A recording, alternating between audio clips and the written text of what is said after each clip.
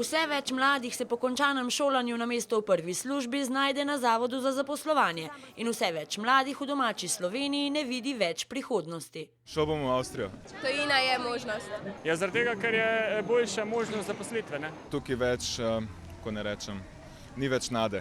Mladi smo naložba, nismo breme, glasno opozarjajo dijaki in študentje, zaskrbljeni nad dejstvom, da je beg možganov iz Slovenije v tujino vsako leto večji. Mladi si želimo opravljati delo, ki bo neka varna zaposlitev. Ne kakršnokoli delo, ne delo, ki je volontersko pripravništvo, ne delo, ki je predplačano, ne delo v nekih nerednih, atipičnih oblikah preko podjemne avtorske pogodbe, ampak govorimo o varni zaposlitvi.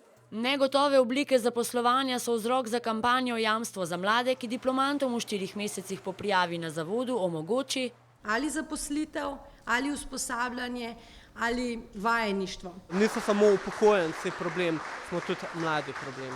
Tega se očitno zaveda tudi minister za šolstvo, ki v okviru izobraževanja mladih napoveduje kar nekaj novosti. Najprej je, če mene vprašate, treba imeti zaposlitev kot vajenec in seveda kasneje bomo mi kot država ponudili izobraževalne možnosti. Zdaj pa je zadeva ravno obratna.